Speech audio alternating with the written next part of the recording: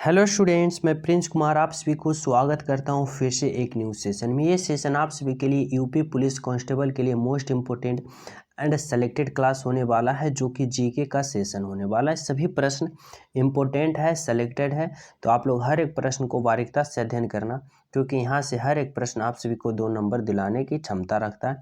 तो सभी प्रश्न को क्लास में 100% फोकस करना। तो चलिए शुरू करते हैं। पहला प्रश्न देखो क्या है। पहला प्रश्न है, बेतला राष्ट्रीय उद्यान किस राज्य में स्थित है?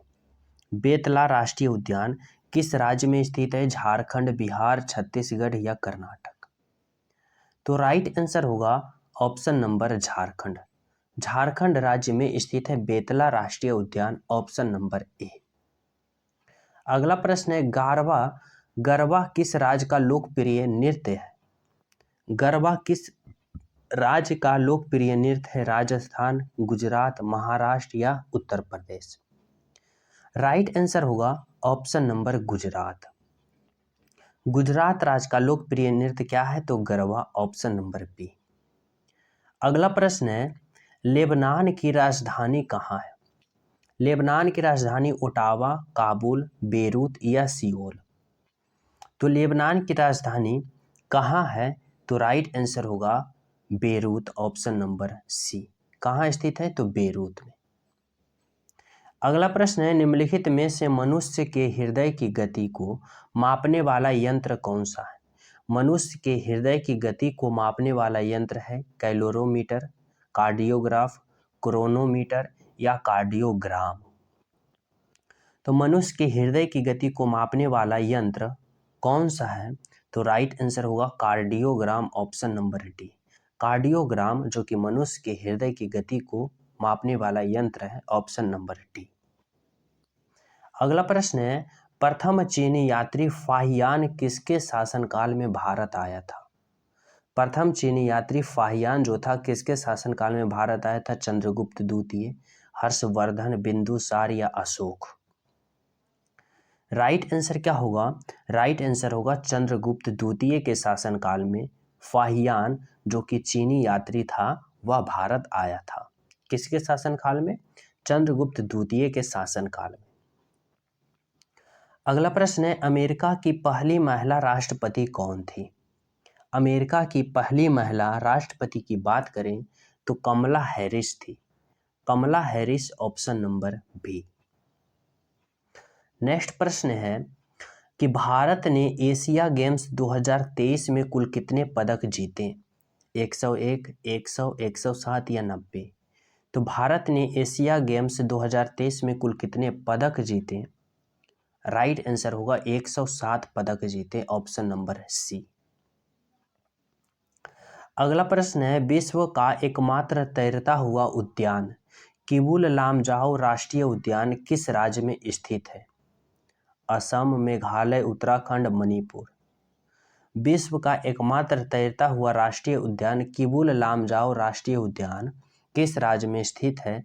तो यह मणिपुर राज्य में स्थित है, ऑप्शन नंबर डी, मणिपुर। अगला प्रश्न है, छुआछूत संविधान को किस अनुच्छेद के अंतर्गत प्रतिबंधित किया गया है?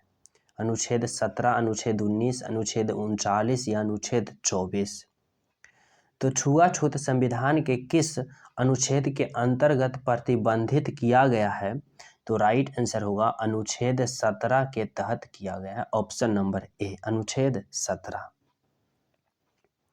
अगला प्रश्न है, भारत का सबसे छोटा तटरेखा वाला राज्य कौन सा है? भारत के सबसे छोटा तटरेखा वाला राज्य की बात करें तो यह गुजरात है, जो कि सबसे छोटा तटरेखा वाला राज्य है। सबसे बड़ा तटरेखा वाला राज्य की बात करें तो यह गुजरात है। गुजरात सबसे बड़ा तटरेखा वाला राज्य है और गोवा सबसे छोटा तटरेखा वाला राज्य है। तो इस प्रश्न का राइट आंसर होगा गोवा, जो कि छोटा तटरेखा वाला राज्य है, ऑप्शन नंबर बी। अगला प्रश्न है, समुद्र का जल का पीएच मान कितना होता है? समुद्र के जल का पीएच मान 7, 6, 8 या 9? तो राइट आंसर होगा समुद्र के जल का पीएच मान 8 होता है, ऑप्शन नंबर सी। अगला प्रश्न है, सती प्रथा पर प्रतिबंध किस गवर्नर जनरल ने लगाया था? Lord Mountbatten, Lord Dalhousie, Lord Curzon या लॉर्ड विलियम बेंटिंक। तो सती प्रथा पर प्रतिबंध किस गवर्नर जनरल ने लगाया था? राइट आंसर होगा लॉर्ड विलियम बेंटिंक ने लगाया था। Option number D, Lord William Bentinck. अगला प्रश्न है, भारत के कितने राज्यों की सीमा बांग्लादेश से मिलती है? 5, 6, 7 या 4? तो भारत के कितने राज्यों की सीमा बांग्लादेश के साथ मिलती है? तो राइट आंसर होगा 5 राज्यों की सीमा जो कि बांग्लादेश के साथ मिलती है। ऑप्शन नंबर 5 राज्य। अगला प्रश्न है, राष्ट्रीय ऊंट अनुसंधान संस्था कहाँ स्थित है? नागपुर, बीकानेर, इज्जतनगर या करनाल? तो राष्ट्रीय ऊंट अनुसंधान संस्था कहाँ स्थित है? तो राइट आंसर होगा बीकानेर, राजस्थान में, जो कि ऊंट अनुसंधान संस्था स्थित है। ऑप्शन नंबर क्या होगा? B is the right answer. अगला प्रश्न है, द्रोणाचार्य पुरस्कार की शुरुआत कब हुई थी? द्रोणाचार्य पुरस्कार की शुरुआत कब हुई थी? 1961, 1956, 1985 या 2002? राइट आंसर क्या होगा? राइट आंसर होगा ऑप्शन नंबर 1985। द्रोणाचार्य पुरस्कार की शुरुआत 1985, ऑप्शन नंबर सी।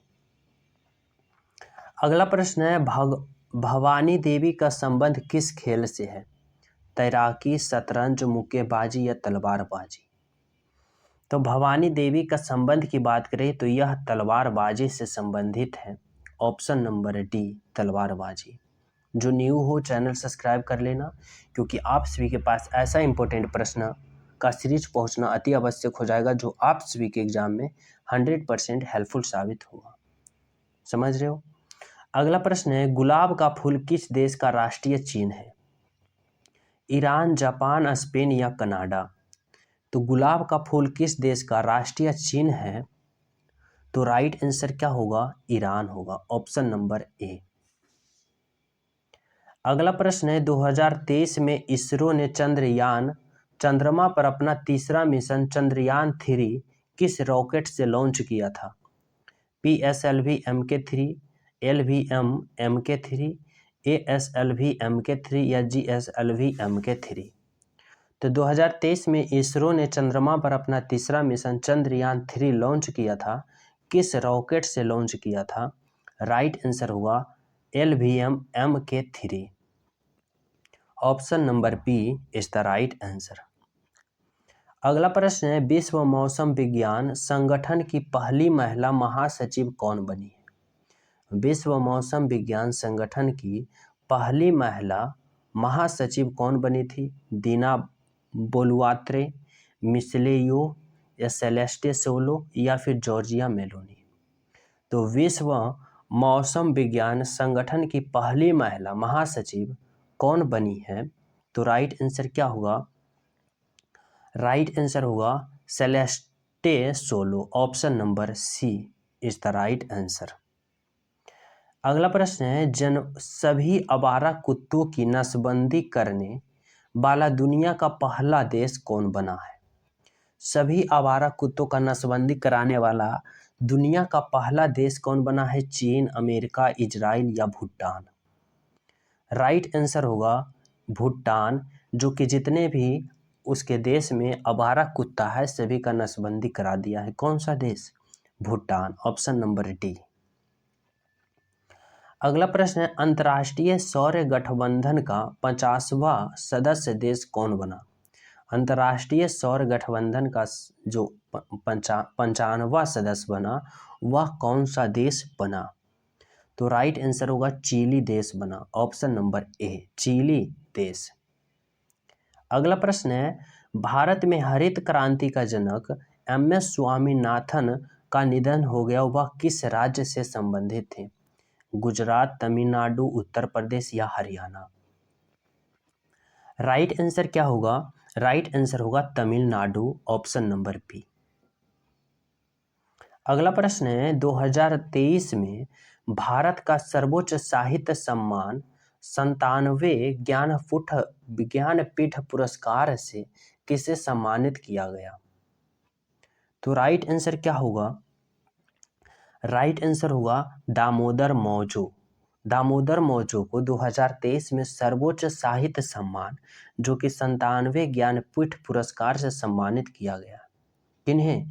दामोदर मौजो, ऑप्शन नंबर सी।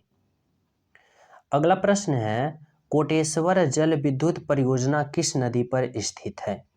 कोटेश्वर जल विद्युत परियोजना किस नदी पर स्थित है? नर्मदा, गंगा, सतलज या भागीरथी? राइट आंसर होगा भागीरथी नदी पर, option number D is the right answer. अगला प्रश्न है, सप्तरथ मंदिर कहाँ स्थित है? सप्तरथ मंदिर कहाँ स्थित है? महाबलीपुरम, पुरी में, कांचीपुरम में या मदुरई में? तो सप्तरथ मंदिर कहाँ स्थित है? राइट आंसर क्या होगा? राइट आंसर होगा Mahabalipuram, option number A, Mahabalipuram में स्थित है। Option number A is the right answer. तो जो न्यू हो, चैनल पे पहली बार हो, चैनल सब्सक्राइब कर लेना। आज का कंटेंट इतना ही है। जो पहली बार आए हो, चैनल सब्सक्राइब कर लेना, बेल आइकन दबा लेना, वीडियो को लाइक सभी स्टूडेंट करना, क्योंकि ऐसा इंपॉर्टेंट सीरीज आप सभी के एग्जाम में बहुत ही ज़्यादा हेल्पफुल साबित होगा। तो आप लोग सभी इस सीरीज से ज्वाइन हो जाए। सभी स्टूडेंट को मिलते हैं अगले क्लास में। जब तक सभी को जय हिंद।